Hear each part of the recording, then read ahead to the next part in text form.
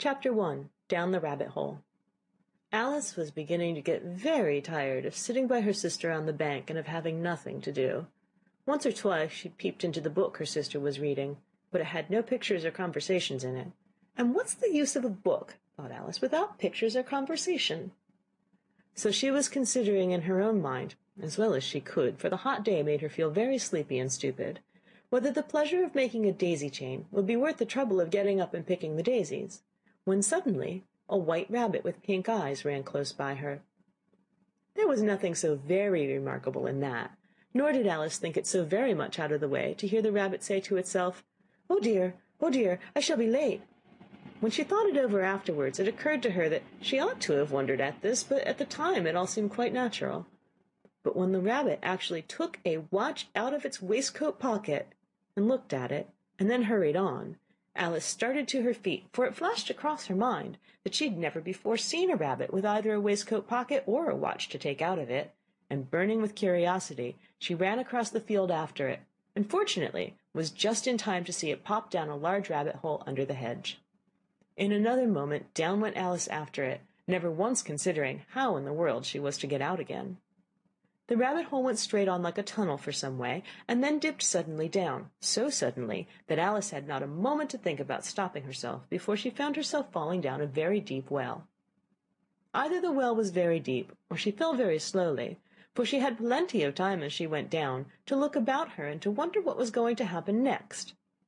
First she tried to look down and make out what she was coming to, but it was too dark to see anything. Then she looked at the sides of the well, and noticed that they were filled with cupboards and bookshelves. Here and there she saw maps and pictures hung upon pegs. She took down a jar from one of the shelves as she passed. It was labelled orange marmalade, but to her great disappointment it was empty. She did not like to drop the jar for fear of killing somebody, so she managed to put it into one of the cupboards as she fell past it. Well, thought Alice to herself, after such a fall as this I shall think nothing of tumbling downstairs. How brave they'll all think me at home. Why, I wouldn't say anything about it even if I fell off the top of a house, which was very likely true. Down, down, down. Would the fall never come to an end? I wonder how many miles I've fallen by this time, she said aloud.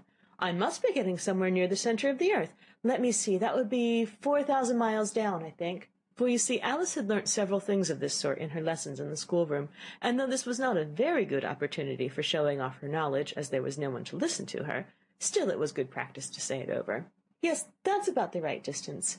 But then I wonder what latitude or longitude I've got to. Alice had no idea what latitude was, or longitude either, but thought they were nice grand words to say. Presently she began again.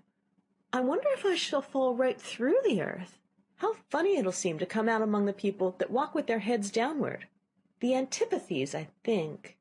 She was rather glad there was no one listening this time, as it didn't sound at all the right word. But I shall have to ask them what the name of the country is, you know. Please, ma'am, is this New Zealand or Australia? And she tried to curtsy as she spoke. Fancy curtsying as you're falling through the air. Do you think you could manage it? And what an ignorant little girl she'll think me for asking. No, it'll never do to ask. Perhaps I shall see it written up somewhere. Down, down, down. There was nothing else to do, so Alice soon began talking again. Dinah'll miss me very much tonight, I should think. Dinah was the cat. I hope they'll remember her saucer of milk at tea time. Dinah, my dear, I wish you were down here with me. There are no mice in the air, I'm afraid, but you might catch a bat, and that's very like a mouse, you know. But do cats eat bats, I wonder?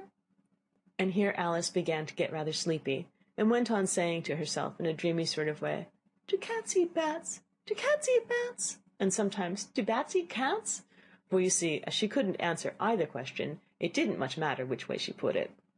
She felt that she was dozing off, and had just begun to dream that she was walking hand in hand with Dinah, and saying to her very earnestly, Now, Dinah, tell me the truth, did you ever eat a bat? When suddenly, thump, thump, down she came upon a heap of sticks and dry leaves, and the fall was over. Alice was not a bit hurt, and she jumped up on her feet in a moment. She looked up, but it was all dark overhead. Before her was another long passage, and the white rabbit was still in sight, hurrying down it. There was not a moment to be lost. Away went Alice like the wind, and was just in time to hear it say, as it turned a corner, Oh, my ears and whiskers, how late it's getting! She was close behind it when she turned the corner, but the rabbit was no longer to be seen. She found herself in a long, low hall, which was lit up by a row of lamps hanging from the roof. There were doors all around the hall, but they were all locked, and when Alice had been all the way down one side and up the other, trying every door, she walked sadly down the middle, wondering how she was ever to get out again. Suddenly she came upon a little three-legged table, all made of solid glass. There was nothing on it except a tiny golden key, and Alice's first thought was that it might belong to one of the doors of the hall.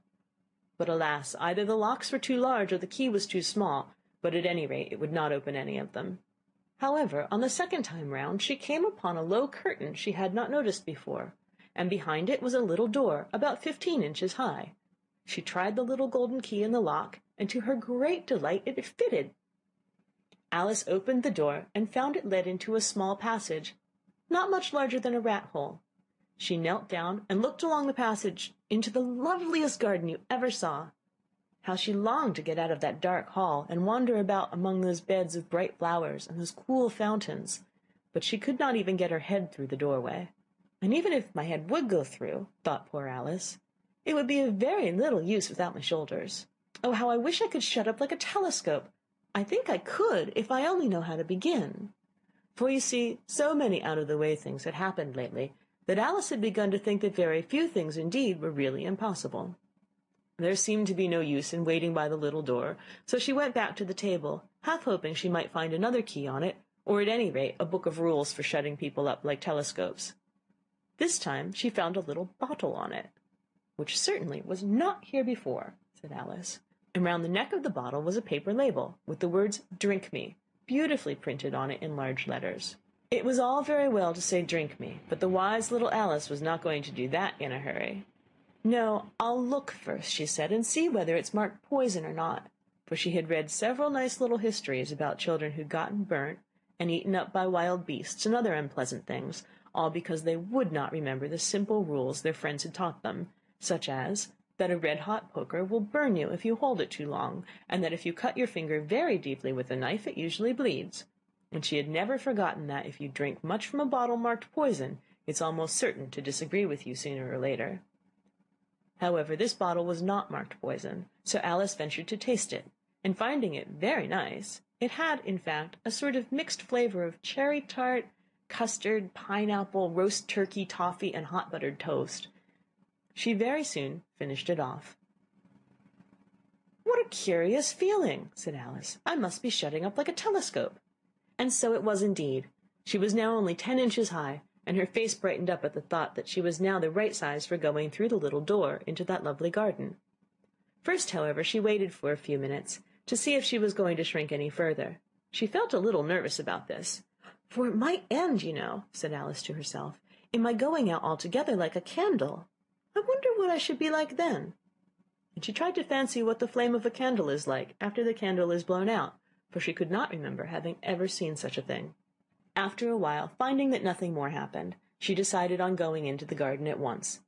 But alas for poor Alice, when she got to the door, she found she'd forgotten the little golden key, and when she went back to the table for it, she found she could not possibly reach it.